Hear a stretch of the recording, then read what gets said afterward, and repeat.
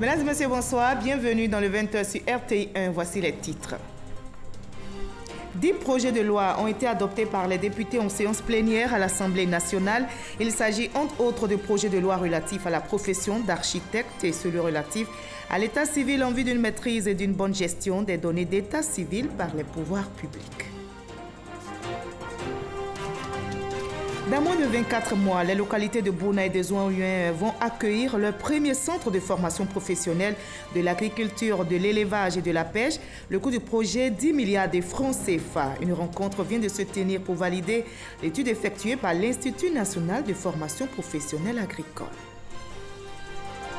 Le Bureau national de la carte brune CEDEAO est en campagne d'information. Objectif, expliquer l'utilité de la carte brune CEDEAO, police d'assurance qui coûte 1000 francs CFA en Côte d'Ivoire. Cette carte brune CEDEAO est présentée comme un outil de règlement des accidents transfrontaliers. Enfin, au Mali, 7 djihadistes ont été tués dans le nord du pays lors d'un raid mené par des soldats français de l'opération Barkhane. Parmi les terroristes tués figurerait le chef d'une faction djihadiste liée à Al-Qaïda. Des armes lourdes et légères ont été saisies par les soldats français.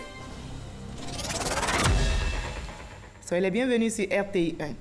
Le président de la République, Alassane Ouattara, est arrivé ce vendredi à Addis Abeba, en Éthiopie, où il prendra part demain samedi avec ses pairs au 11e sommet extraordinaire de l'Union africaine. Il planchera ainsi la réforme institutionnelle de l'UA, notamment le financement de l'Union africaine. Viviane Aimé est notre envoyé spécial à Addis Abeba. Ce samedi 17 novembre se tient au siège de l'Union africaine à Addis Abeba le 11e sommet extraordinaire des chefs d'État, avec à son ordre du jour l'évaluation des réformes de l'institution panafricaine, notamment le financement de l'organisation et sa gouvernance. 2 dossiers prioritaires dont la résolution pratique fait l'objet d'âpres discussions depuis 2 ans au sein de l'Union africaine. Arrivé ce vendredi 16 novembre dans la soirée à Addis Abeba, le chef de l'État ivoirien, le président Alassane Ouattara, qui participe à ce 11e sommet extraordinaire, a déclaré l'espoir qu'il place dans cette rencontre. C'est un sommet extraordinaire qui est important. Il s'agit de la réforme de notre institution continentale. Bien évidemment, nous voulions prendre part à cette réforme pour être sûr que les décisions auront une dose d'efficacité en ce qui concerne le fonctionnement de notre union et également voir comment régler les problèmes de financement pour que nous soyons crédibles. Si nous voulons donner des moyens nécessaires à l'Union africaine, il faut nécessairement cette réforme du financement pour permettre à notre institution non seulement de payer le quotidien, le fonctionnement, mais également de contribuer au financement des opérations de maintien de la paix. Je pense que de nombreux chefs d'État seront là parce que nous considérons qu'il n'est pas bon d'avoir des institutions budgétivores au niveau du continent. Il faut tout faire pour avoir plus d'efficacité et s'assurer que le financement est acquis pour avoir de la crédibilité.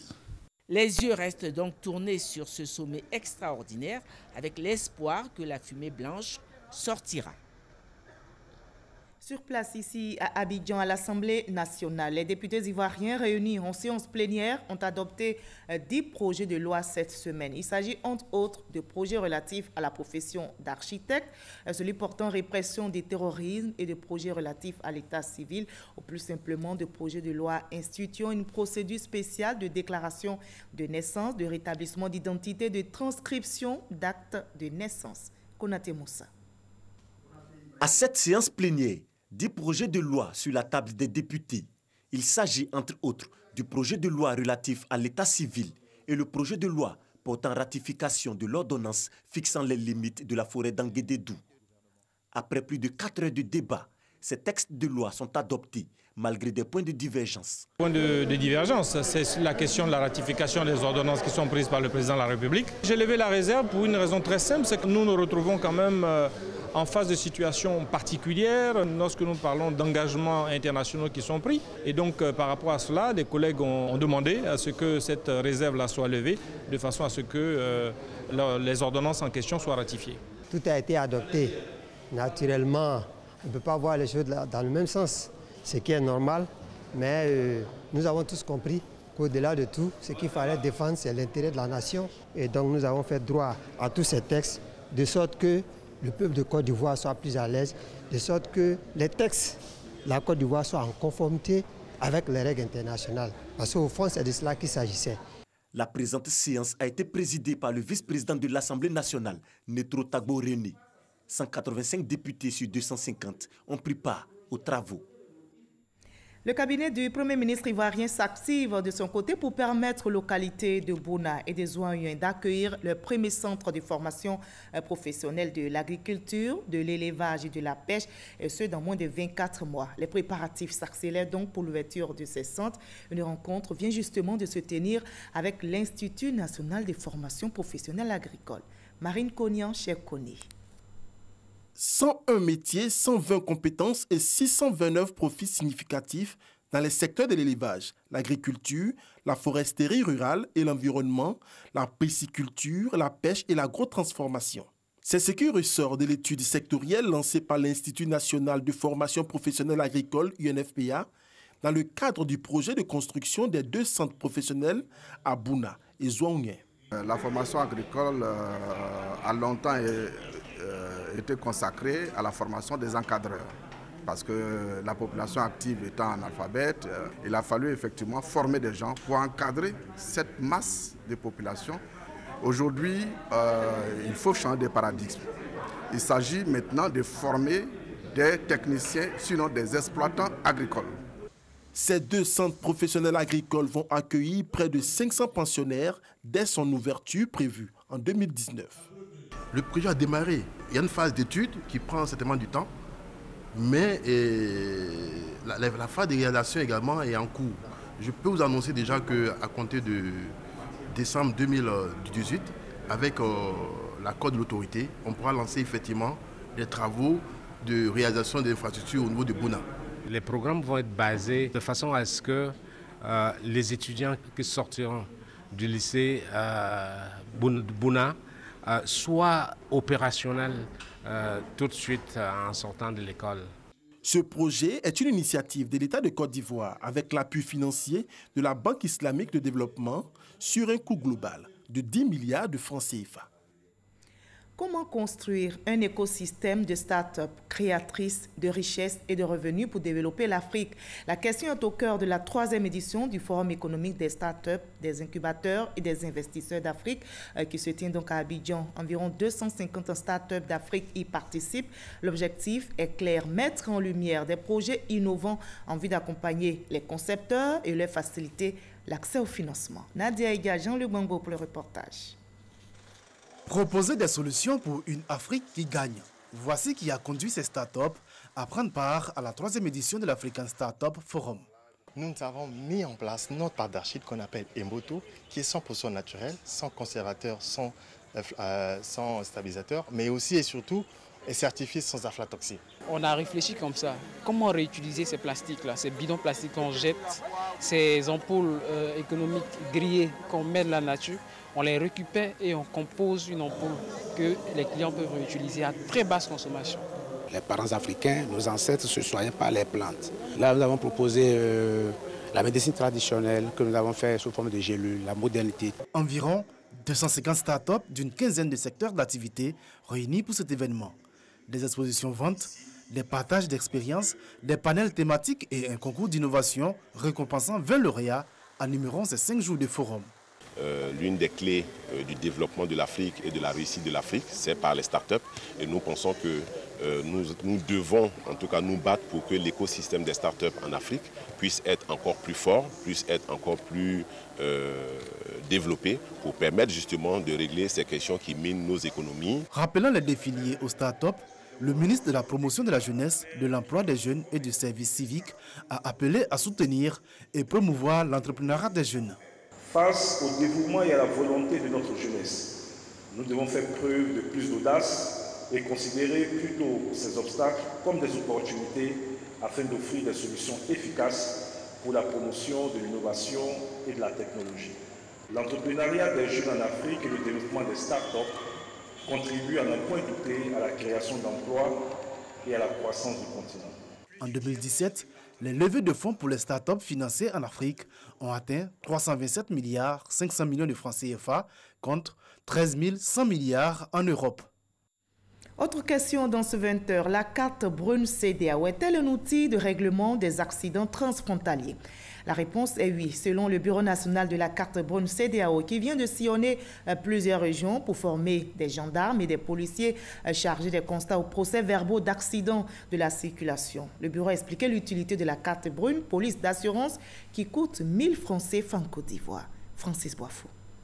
L'assurance coûtait 18 000 et depuis un certain temps on a constaté que c'est passé à 19 000. Bon, les 1000 francs de plus, on nous dit que non, que c'est pour une carte de CEDEAO. Bon, nous, on ne connaît pas ça, mais on paye quand même. Vous l'avez bien compris, ce conducteur de taxi paye 1000 francs de plus. C'est le coût de la police d'assurance appelée carte brune CEDEAO, mise en application en Côte d'Ivoire il y a plus d'1 an. Applicable chaque fois qu'un client paye une assurance automobile. Lorsque vous prenez une police d'assurance pour 1 an, c'est-à-dire de 12 mois, vous payez 1000 francs. Chaque 6 mois, vous prenez vos polices d'assurance, ça veut dire que vous payez 2 fois l'année. Donc vous payez 2000 francs. Si vous décidez de payer chaque mois, donc ça veut dire que vous payez 12 000 francs. Le coût de la carte brune CEDEAO diffère d'un pays à l'autre selon la densité du trafic, donc du nombre de véhicules en circulation. Il est compris entre 500 et 5500 francs CFA. Cette police d'assurance fournit des garanties financières aux automobilistes et leurs véhicules à travers la sous-région. Un véhicule étranger vient en Côte d'Ivoire et puis dans la circulation heurte un piéton ou un autre véhicule en Côte d'Ivoire et il a tort dans l'accident. Nous devrons, en tant que bureau national, immédiatement porter assistance à la victime. Et s'il y a un dédommagement qui est demandé par la victime, nous devons immédiatement payer. Et après, nous retourner contre l'assureur du pays dont le véhicule est originaire. Il en est ainsi pour un Ivoirien qui va à l'extérieur, qui commet un accident et il a tort dans l'accident.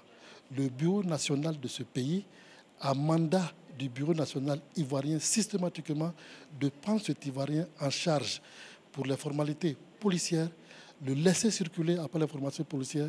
Et s'il y a des réclamations de victimes dans ce pays-là, le bureau national doit payer et nous envoyer la facture pour que nous remboursions. En Côte d'Ivoire, le bureau national dispose de 72 heures pour dédommager les victimes en cas d'accident. 200 millions de francs CFA déjà versés aux victimes cette année contre 250 millions de nos francs en 2017. Toutes ces informations ont été communiquées à la presse et aux représentants d'associations de consommateurs lors de cette rencontre. Il s'est agi de faire connaître davantage la carte brune CEDEAO. Et on reste ici à Abidjan, la capitale économique ivoirienne qui vient d'abriter le forum régional sur le renforcement du système de santé pour les ODD, la couverture santé universelle. L'objectif de cette rencontre est d'aider les pays membres à accélérer la mise en œuvre de la couverture santé universelle et les objectifs de développement durable en Afrique. Astou Touré pour le reportage. Assurer une couverture maladie universelle est un défi majeur pour les 47 pays africains qui prennent part à cette rencontre d'échange d'expériences initiée par l'Organisation mondiale de la santé. Selon cette organisation, ces 10 dernières années, les résultats sanitaires dans la région africaine sont en amélioration constante. Le challenge à présent, c'est l'instauration d'une couverture santé universelle. Il y a une feuille de route. Il s'agit concrètement d'accélérer cette procédure-là. Ça servira à la Côte d'Ivoire parce qu'elle bénéficiera de l'expérience des autres pour aller de l'avant. Si on dit couverture maladie universelle, c'est aller le plus loin possible, aller de toucher la population la plus reculée et pour que ces populations aient des soins de qualité. Le ministre de la Santé et de l'Hygiène publique traduit toute l'importance de cette troisième rencontre qui permettra à la Côte d'Ivoire d'avoir une meilleure définition des priorités et une planification équitable. Il s'agit d'assumer la couverture sanitaire universelle. Et pour cela, nous faisons appel à la couverture maladie universelle qui verra bientôt le jour à partir de janvier 2019 et également de rendre effectifs les ODD que nous recommande l'Organisation mondiale de la santé. Ce sont les préoccupations aujourd'hui du gouvernement ivoirien sous l'autorité du président de la République. La précédente rencontre a eu lieu en 2017 à Brazzaville. Et cette rencontre d'Abidjan permettra aux États membres de planifier des investissements réalistes et durables pour la fourniture de services de santé complets et intégrés aux populations de manière équitable et efficace. Pendant ces jours-ci, chaque pays est venu prendre la feuille de route pour la couverture santé universelle et les ODD. Donc, il est question pour chaque pays de rentrer maintenant avec cette feuille de route pour pouvoir mettre en pratique tout ce qui a été dit, tout ce qui a été fait. La rencontre a pris fin ce vendredi 15 novembre 2018 et le prochain forum est prévu pour novembre 2019. Autre rencontre ici à Abidjan, c'est celle effectuée par la Commission nationale des frontières de la Côte d'Ivoire qui a renforcé les capacités de ses membres pour une meilleure gestion des zones conflictuelles aux frontières africaines. Des structures en charge des questions des frontières du Mali et de la Guinée y participent. C'est une initiative du ministère de l'Intérieur et de la Sécurité. Soro Yontele, Herman Djivé.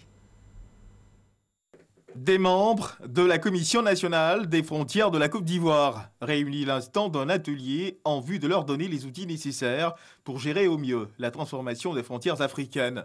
L'objectif général de cet atelier, prévenir et régler les situations des zones conflictuelles dans la pratique de délimitation, démarcation et bornage des surfaces. Les acteurs du secteur font face à des difficultés. Ces frontières ont divisé souvent des populations qui sont de la même famille. Et de fait, ça pose beaucoup de difficultés dans la gestion des terroirs.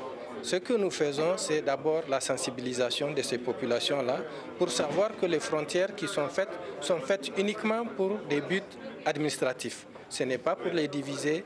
Les rapports de bon voisinage continuent. Les enjeux économiques qui rentrent en jeu, l'existence de ressources de part et d'autre des frontières, ça éveille des appétits qui encourage à la contestation frontière. La solution, c'est la concertation. Le renforcement des capacités par le partage d'expériences des pays du Mali, de la Guinée, du Niger est financé à hauteur de 21 millions de francs CFA par l'Allemagne dans le cadre de la coopération ivoiro-allemande.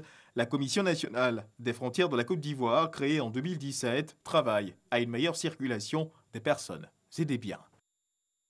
On ouvre à présent le chapitre politique de ce 20h. Le maire de Jacquesville formalise ses relations avec le RHDP. Son adhésion au Rassemblement des Oufouettistes pour la démocratie et la paix est un vœu des populations de Jacquesville, comme nous l'explique Sidonie Davila. Il décide de rallier le RHDP avec la caution de sa population. Joachim Begré est le maire élu de Jacquesville. Avec son équipe, il rejoint officiellement le camp RHDP ce jeudi.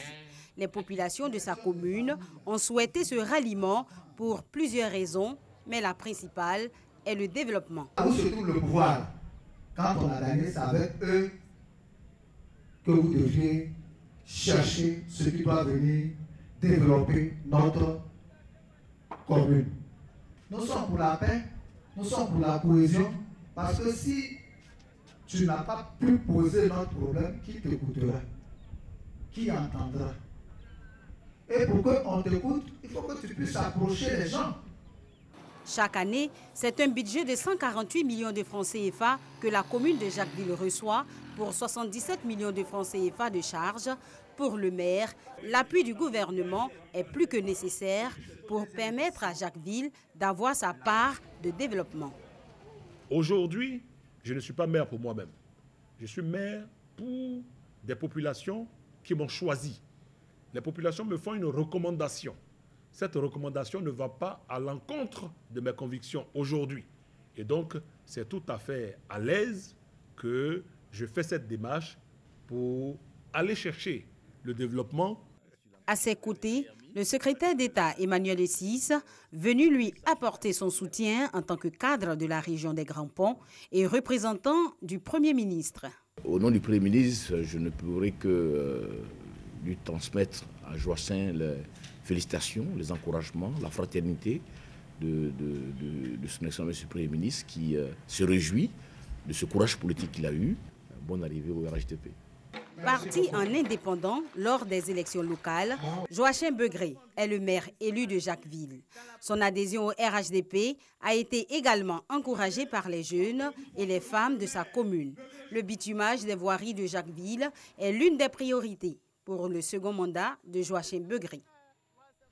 Et notez cette information du ministère de l'Emploi et de la Protection sociale qui porte à la connaissance des populations vivant en Côte d'Ivoire que le mardi 20 novembre 2018, lendemain de la commémoration du Maoulid, anniversaire de la naissance du prophète Mahomet, est déclaré jour férié et chômé sur toute l'étendue du territoire national. Je vous propose de reparler du 15 novembre, journée nationale de la paix célébrée hier en Côte d'Ivoire.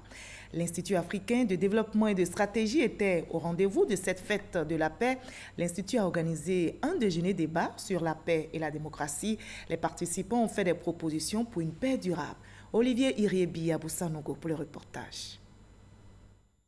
Célébrer la paix, certes, mais faire un plaidoyer en faveur du renforcement de la démocratie en Côte d'Ivoire à moins de 2 ans de la présidentielle. Telle est la préoccupation essentielle qui anime le groupe de réflexion réuni au sein de l'Institut africain de développement et de stratégie. En cette 22e édition de la Journée nationale de la paix, un petit déjeuner débat a été institué pour permettre aux participants d'apporter leur contribution à la survie de la démocratie dans le pays. Selon le président de l'Institut, la Constitution de 2016 vient régler une question essentielle. La Troisième République est le résultat de l'harmonie des générations. Aucune génération n'en exclut une autre. Dans le jeu politique, les Ivoiriens ont accepté, à travers la Constitution de la Troisième République, notamment en son article 55, que toute personne âgée de plus de 35 ans soit éligible à la plus haute fonction qui soit la présidence de la République. Nous applaudissons, parce que c'est l'une des rares fois où toutes les générations sont d'accord pour dire, à égalité de chances, que le meilleur gagne. Et ce qui nous reste à faire, c'est d'éduquer la génération née après 1990 à croire en la démocratie. Harmonie des générations et démocratie en Côte d'Ivoire de 1944 à nos jours. Un modèle de réussite. Tel est le thème autour duquel s'est tenue la 2e édition du petit déjeuner de la paix de l'Institut africain de développement et de stratégie. Découvrons à présent le concert Cœur Blanc 2018. C'est un concept qui prône l'unité nationale chaque année depuis 2011. 1500 jeunes du district d'Abidjan ont été invités à contribuer à la promotion de la cohésion sociale en milieu familial, scolaire, professionnel et politique. Et cette année, la culture Ati a été choisie en hommage à l'artiste ivoirienne décédée, Marie-Louise Assou. Ouattara Madou Walter. Salle François Lougard du Palais de la Culture de Trècheville. Communion parfaite entre 1500 jeunes du district d'Abidjan et des artistes.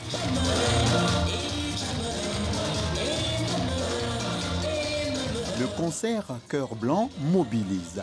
Nous sommes à la célébration de la Journée nationale de la paix et le programme Orenchi pour la tolérance à travers les arts, fait appel à l'esprit d'union autour de la mère patrie, la Côte d'Ivoire. Le 15 novembre est la Journée nationale de la paix, mais le 16 novembre est la Journée internationale de la tolérance et le 20 novembre est la Journée internationale des droits de l'enfant. Donc 3 grandes journées de promotion des valeurs sociétales. Et donc nous avons choisi de créer ce concept autour afin que chaque année, à cette période-là, les Ivoiriens posent des actions de paix dans leur environnement.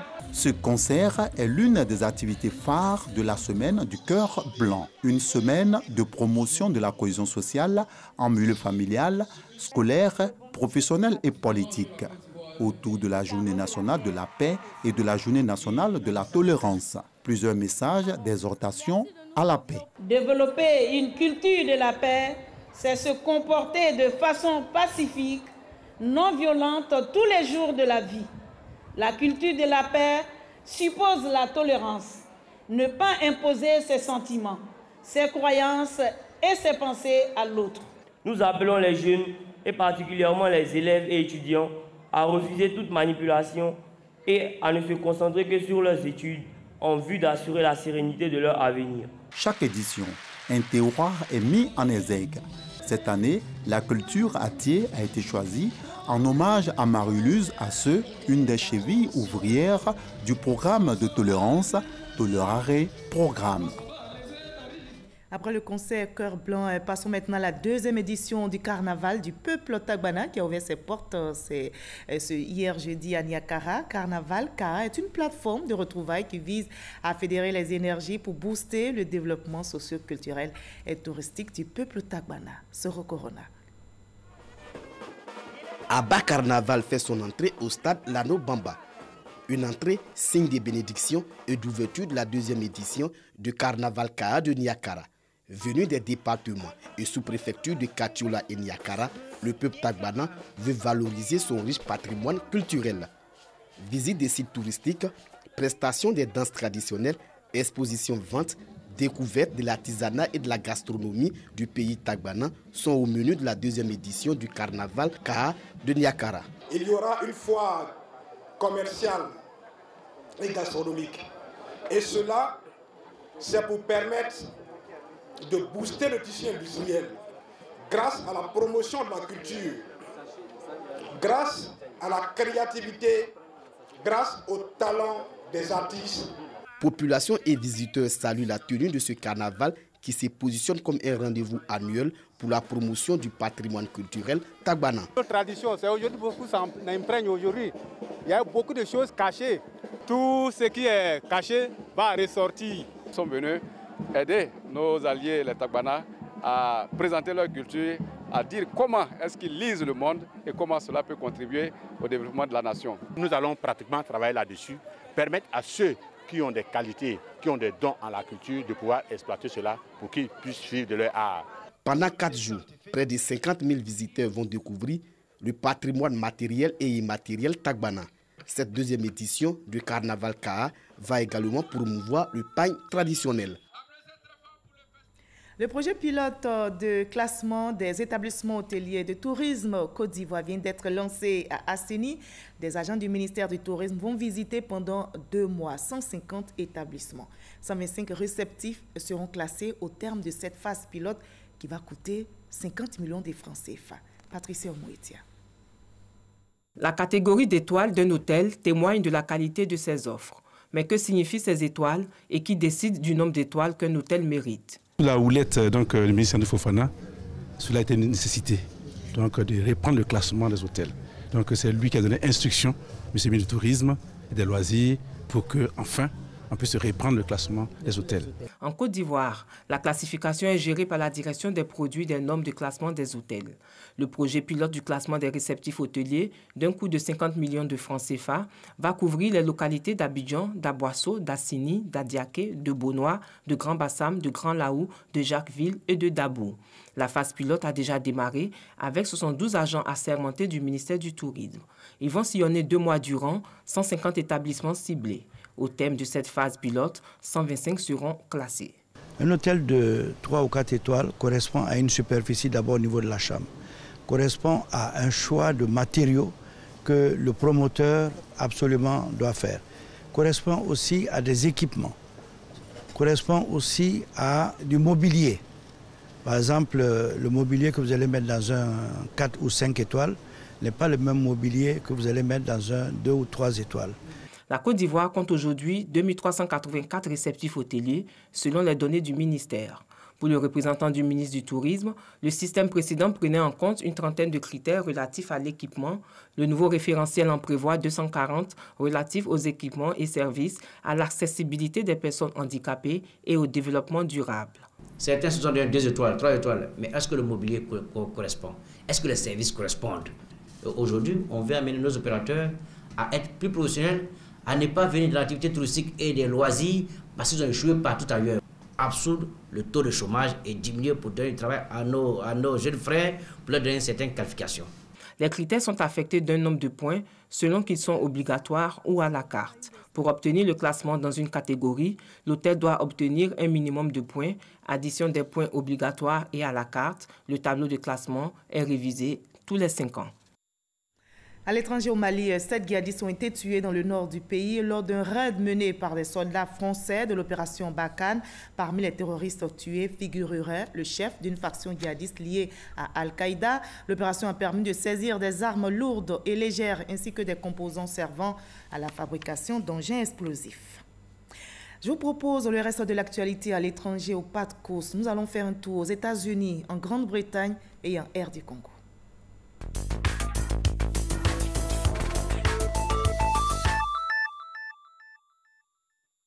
Après le retrait de Félix Tshisekedi et Vital Kamerhe, les 5 autres membres de l'opposition congolaise se sont de nouveau réunis. Ils se sont rencontrés à Bruxelles en Belgique pour relancer la mobilisation de l'opposition autour de Martin Fayulu. Jean-Pierre Bemba et ses confrères ont par la même occasion dénoncé la rétrogradation de Félix Tshisekedi et Vital Kamerhe. Selon les chefs de file de l'opposition, c'est le moment d'unir les forces afin de venir à bout du régime de Joseph Kabila, qu'il ambitionne de renverser par les urnes. Après une journée de chaos et de démissions dans le gouvernement britannique, la première ministre Theresa May entend poursuivre le combat pour imposer son accord de Brexit. Accord qui provoque un désaccord au sein de son parti. Certains députés de son propre camp réclament son départ, mais les conservateurs sont toujours divisés sur un vote de censure. L'UE n'entend pas modifier l'accord négocié et un nouveau dirigeant n'obtiendra rien de plus. 631 disparus, 63 morts. C'est le nouveau bilan de l'incendie dans la ville de Paradise. Un bilan catastrophique que déplorent les autorités californiennes. Au total, 66 morts dans tout l'État de la Californie. Ces disparus sont des personnes âgées pour la plupart. Le président américain Donald Trump se rendra sur place demain samedi pour rencontrer les victimes, les survivants de Paradise. Plusieurs milliers de bâtiments restent encore menacés par les flammes qui ont pour l'heure dévasté 57 000 hectares et environ 50 000 personnes étaient toujours concernées par des ordres d'évacuation. Des enquêtes sont en cours pour déterminer l'origine de l'incendie. Voilà ce commentaire de Gabriel Zani met fin à ce 20h supervisé par Jean-Jacques Kwame. Merci à vous tous de votre aimable attention. Je vous retrouve avec le même plaisir demain à la même heure.